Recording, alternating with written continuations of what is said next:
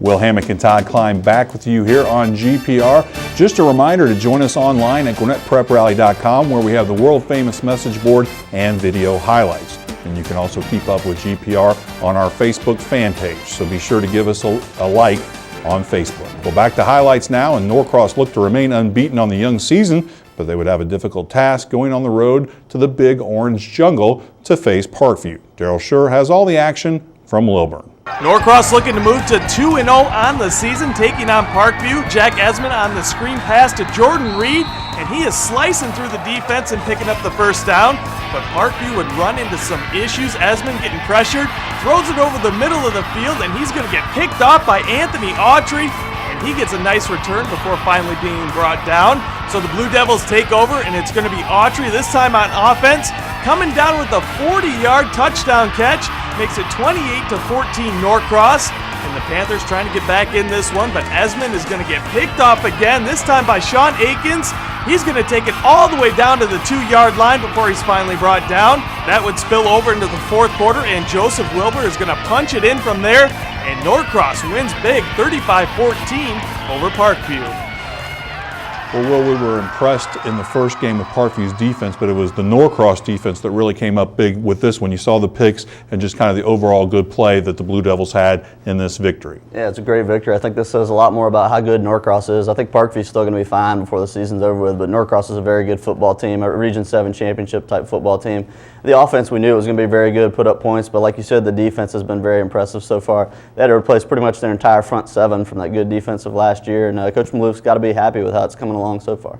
Well, more highlights now, and South Gwinnett continued their very difficult non-region schedule with a Thursday night trip to number 9 ML King. Nathan Shutter has more. Mason Hart and South Gwinnett taking on an explosive ML King squad.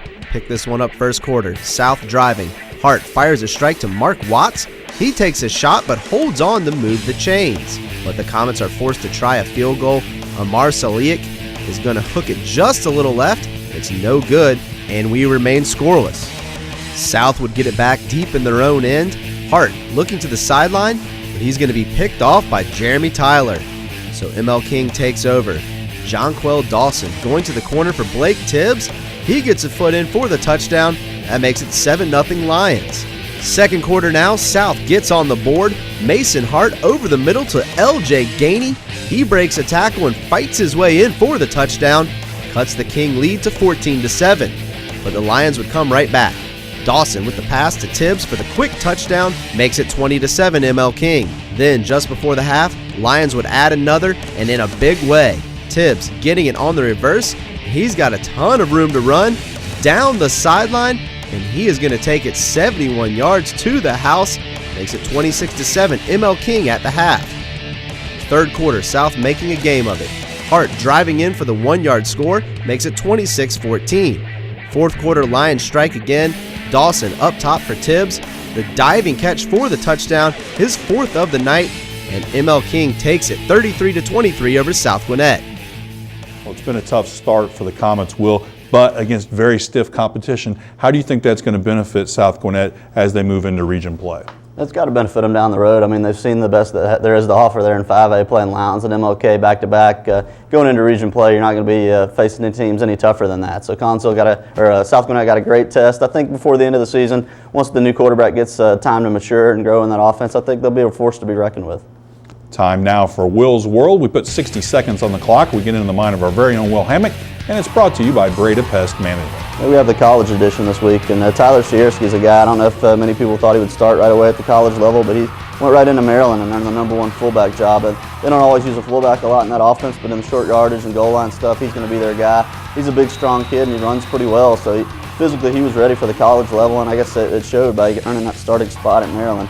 And talking about college starters, Brad Roby's a guy at Peachtree Ridge we saw with all kinds of athletic ability, a great cornerback and a great wide receiver, great special teams guy in high school. He's earned a starting spot at Ohio State, earned the starting cornerback role as a redshirt freshman, so good to see him coming right away into the Big Ten and making an impact for the Ohio State program. That's a guy with a team with a lot of skill position players, so to see him get there is great. And another former Gwinnett guy doing well at the college level, CJ Uzama. He's a guy that didn't even play any much receiver at the high school level, so really raw as a receiver, but really worked his way into the receiving rotation at Auburn. He's a second-string wideout in the preseason depth chart. In the first game, he was also on all the kickoff return team, so he had a nice opener, and I think he's got a bright future there at Auburn. And Will, I know you were down at Auburn for their game this past weekend. You saw CJ, like you said, playing special teams. Where do you think, reading all the Auburn message boards, that sort of thing, where do you think that CJ fits in with the possible trickery with his background as a quarterback? Yeah, I think down the road he can be a guy that's going to do a lot of that because he throws the ball so well. And also he's a big, strong kid. They list him at 6'4", 236. He still looks pretty lean. I think he's a guy that can make an impact in the receiving game because he's so tall and can leap, and maybe be in like a H-back tight end type role by the time he puts on some weight. So I think he's got a bright future down there. Time now to focus on standout performances. So let's move on to this week's building blocks. They're presented by Britt's Home Furnishing. And first up is Jamaal Cole from Brookwood. Yeah, everybody knew what kind of running back he was. Rushed for 1,000 yards last year, and he did that again. Had a couple of touchdowns against Collinsville. Also had a big interception on defense, and he's going to have a bigger role there this season than he did last year as a sophomore. He saw a lot of heavy action on defense, and as Brookwood faces these passing teams, he's going to be out on the field an awful lot on the defensive side of the ball. So great game for Jamaal on offense and defense. And another good running game performance by Ernest Alexander over at Archer, getting Archer a nice victory. Yeah, he's one of the kids that's been over there at Archer a couple of years and kind of building towards this season. He's a very strong physical kid. You saw a great run there, 83 yards, a couple of touchdowns and a win. That win meant a lot to the Archer program. They really wanted to beat Mountain View and beat their rival 2 years in a row, and Ernest was definitely a big part of that victory.